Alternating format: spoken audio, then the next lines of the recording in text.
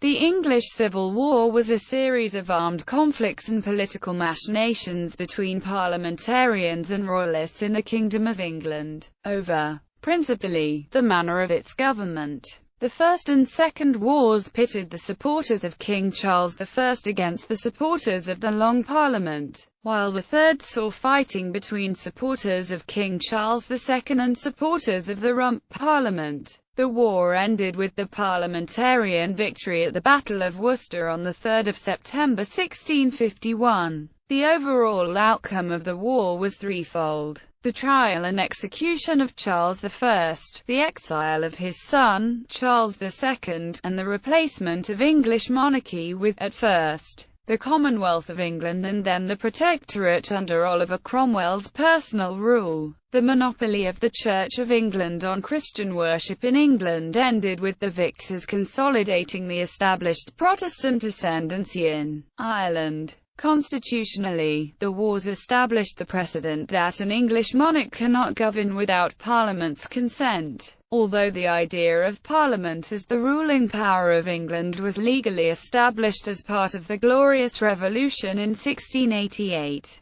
Terminology. The term, English Civil War, appears most often in the singular form, although historians often divide the conflict into 2 or 3 separate wars. Nor were these wars restricted to England. Wales was then a part of the Kingdom of England, and was affected accordingly, from the outset. Moreover, the conflicts involved wars with and civil wars within both Scotland and Ireland. Unlike other civil wars in England, which focused on who should rule, this war was more concerned with the manner in which the kingdoms of England, Scotland and Ireland were governed. The 1911 Encyclopaedia Britannica called the series of conflicts the Great Rebellion, while some historians, especially Marxists such as Christopher Hill, have long favored the term English Revolution. Strategy and tactics. Many of the officers and veteran soldiers of the English Civil War studied and implemented war strategies that had been learned and perfected in other wars across Europe,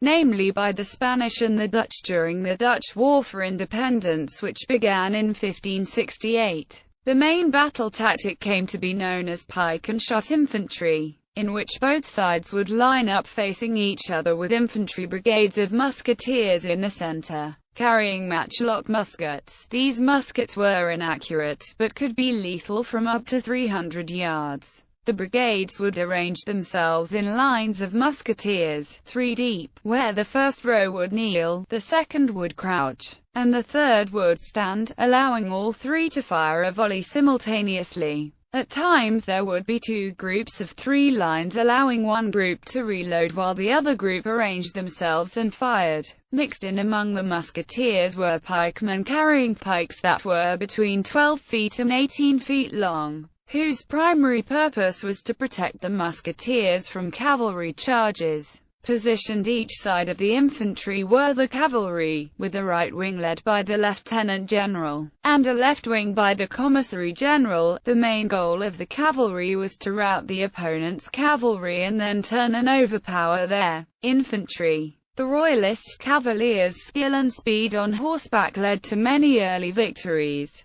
Prince Rupert, the leader of the King's cavalry, learned a tactic while fighting in the Dutch army where the cavalry would charge at full speed into the opponent's infantry, firing their pistols just before impact. However, with Oliver Cromwell and the introduction of the more disciplined new model army, a group of disciplined pikemen who would stand their ground in the face of charging cavalry and could have a devastating effect. While the parliamentarian cavalry were slower than the cavaliers, they were also better disciplined. The Royalists had a tendency to chase down individual targets after the initial charge, leaving their forces scattered and tired. Cromwell's cavalry, on the other hand, trained to operate as a single unit, which led to many decisive victories.